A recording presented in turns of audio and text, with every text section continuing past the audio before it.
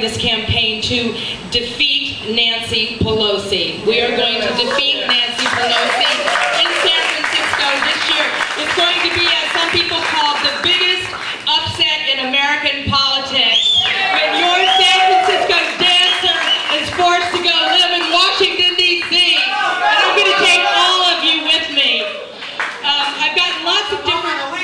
Yeah, I'll come home on the weekends. I've gotten lots of different advice from, you know, how I should dress, or what I should wear, or what I should do with the hair on my legs, or what issues I should stay focused on.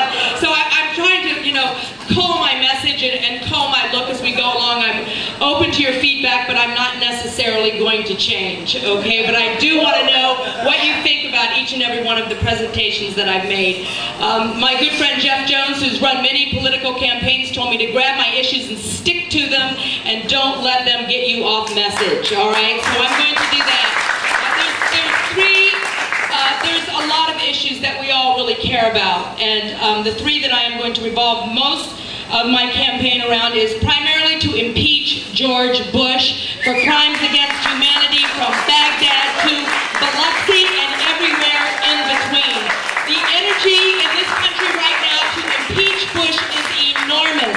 Many Democrats are running on an impeach George Bush ticket all over the place, and they are gaining incredible ground and incredible steam. And the biggest impediment to their success is Nancy Pelosi, unfortunately. She is in the way. She has hegemony over the party right now. She has complete control over the Democrats. She keeps them in a very moderate, lukewarm sinkhole, and she actually, to get rid of her, would allow the rest of the progressive Democrats to coalesce around these issues that are important to all of us, and perhaps be able to get rid of Bush, get rid of Cheney, and get Donald Rumsfeld out of there and take Condoleezza Rice right along with them, because they are criminals. They have created deep and far-reaching crimes against humanity, from all the torture that is going on, to the illegal aspect of the war, to the illegal bombings that they do all over the country. And now we just found out today that George Bush and his cronies sent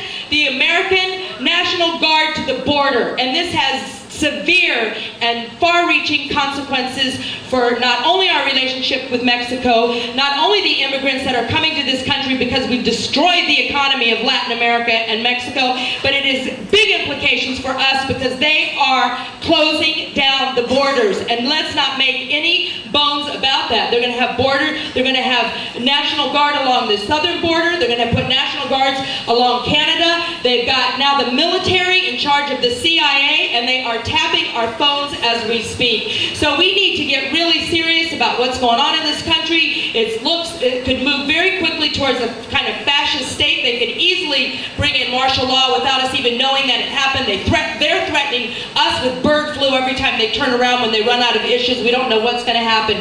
So we really need to get in the streets, and we need to support the people that are willing to run for political office, because it's a difficult and it's a long, long road, and it's hard and it takes its toil. So we really need to support people who are making the kind of decision that I'm making, and all the other people, and try to bridge a gap. And this is really serious. We need to bridge a gap in this country between electoral politics and demonstration culture.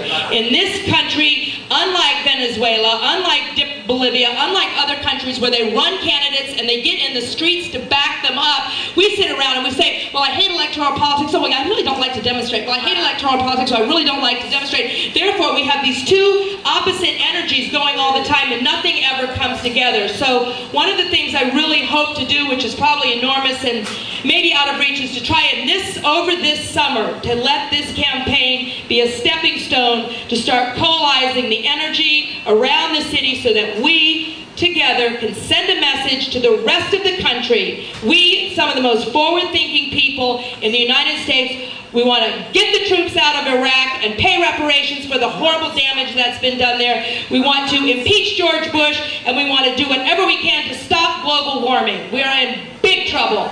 We're in big trouble around global warming. We really should have a legislation at this point to stop driving our cars every single day. It should be mandated how many days a week anybody is allowed to drive their cars. We need radical, we need deep, We need profound change, and we need to do it together. And as you can tell by tonight, I need your support. I really need your support.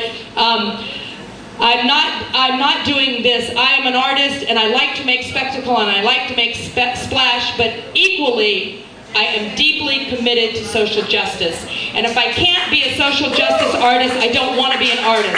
I want to try to use whatever energy, information, intelligence, strength, passion, romance, grace, and beauty that I have to try to make a difference and to try to tell those neocons in Washington that we say no, we want a future for our children, and each and every one of us are going to do it. United, we'll stand together. Thank you so much for coming out, and long live the